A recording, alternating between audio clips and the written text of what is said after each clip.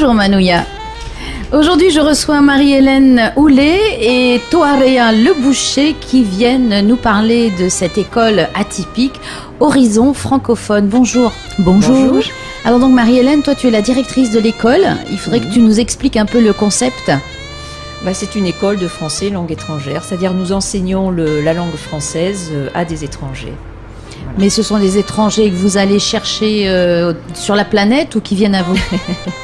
Alors, certains viennent à nous grâce au site internet, mais nous sommes allés les chercher, oui, bien évidemment, en Nouvelle-Zélande, aux États-Unis, principalement de Californie et puis d'Australie. Alors, comment ça se passe? Vous enseignez à distance ou ils viennent?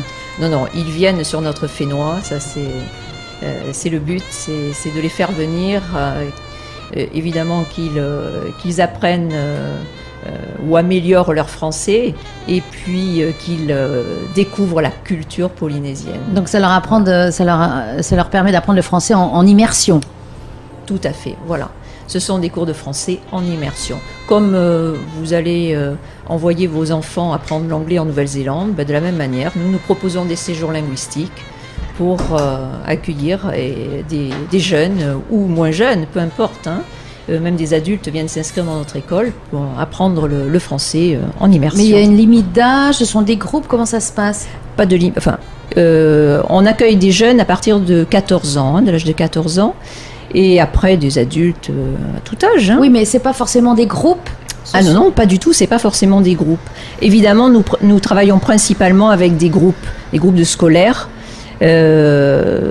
En tout cas, avec notre clientèle néo-zélandaise, nous accueillons principalement des groupes de jeunes entre 14 et 18 ans. Voilà. Donc ça, vous avez un échange. Est-ce qu'il y a des étudiants d'ici qui partent? Alors, ce ne sont pas des échanges. Pas des échanges du tout. Non, pas des échanges du tout.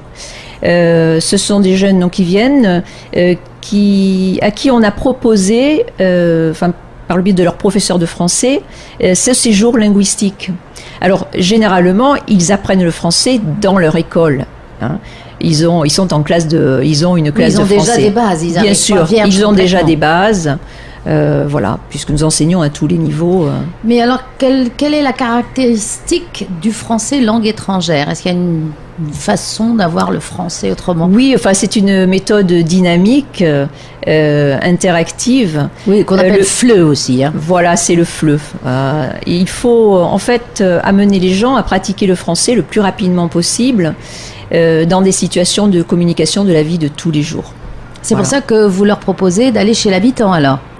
Voilà, donc ils logent dans des familles d'accueil quand ils viennent lors de ces séjours linguistiques que nous avons particulièrement choisis, des familles qui se sont présentées à nous et que nous sommes allés aussi visiter et pour leur expliquer comment se déroulaient ces séjours linguistiques. Les familles sont polynésiennes, demi, popa, chinois, ou il y a un panel? Nous avons de tout.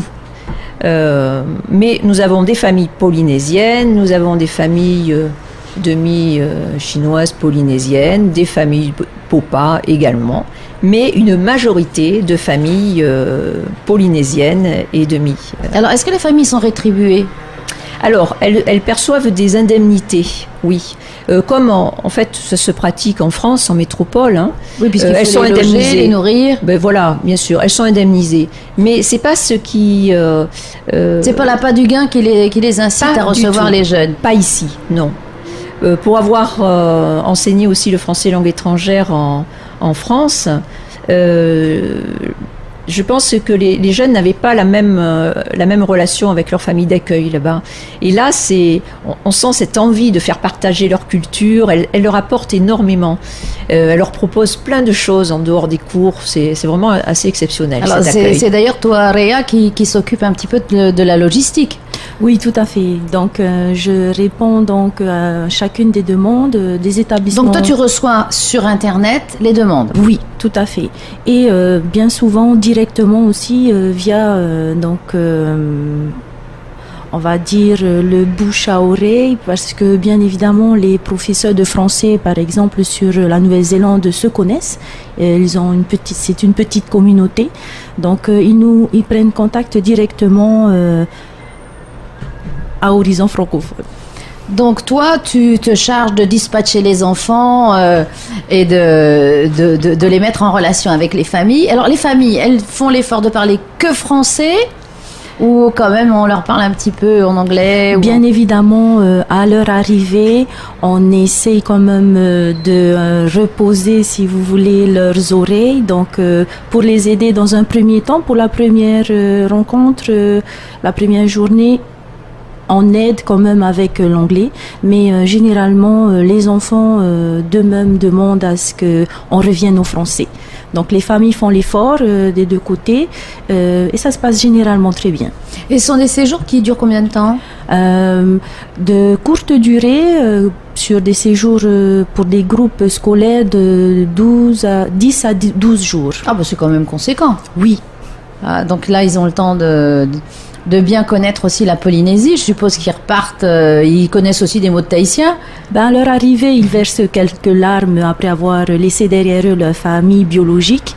Et c'est tout aussi vrai.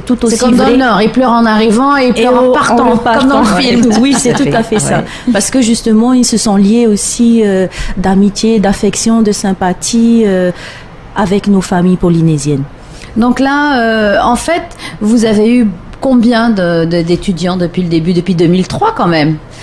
Oh, depuis 2003, je crois que on a à peu près, comme il y a à peu près une centaine par an, ben voilà, vous faites plus d'un millier. Ah non, je ne sais pas les calculs, moi. Non, ben voilà.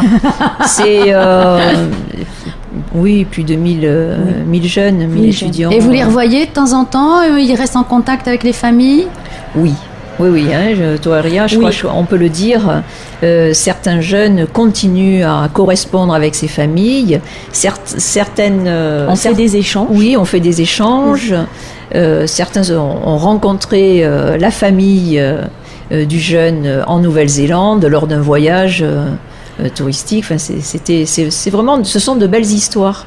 Et là, vous avez besoin d'avoir d'autres familles d'accueil ou vous avez assez de monde? Eh bien, oui, si on pouvait faire un appel, nous avons suffisamment à l'heure actuelle, mais toutes les propositions seront les bienvenues et elles seront étudiées au cas par cas. D'accord, alors vas-y, donne-nous la page du site ou... Oui, bien sûr, donc on peut nous trouver sur Internet via la page Facebook d'Horizon francophone. Nous avons un site aussi, www.horizon-du6francophone. Voilà, et le tout au pluriel, hein, oui. Horizon francophone. Oui, c'est bien ça. Ouais. Donc, je suis joignable aussi sur mon portable, donc le 87 78 58 52 ou directement à l'école au 40 85 20 47. 20 47. Et l'école se trouve où? Alors, nous sommes en plein cœur de Papeete, juste à côté du marché. Donc, pour ceux qui connaissent IDT, qui est donc au 2e étage de l'immeuble Gauguin, nous serons juste au 1er étage. Et pour ceux qui connaissent aussi Vénus Tissu, nous serons en face. Voilà, eh bien merci Marie-Hélène, merci Toarea et merci à vous de vous occuper des jeunes qui ont envie d'apprendre notre belle langue. Merci pour l'invitation. Merci.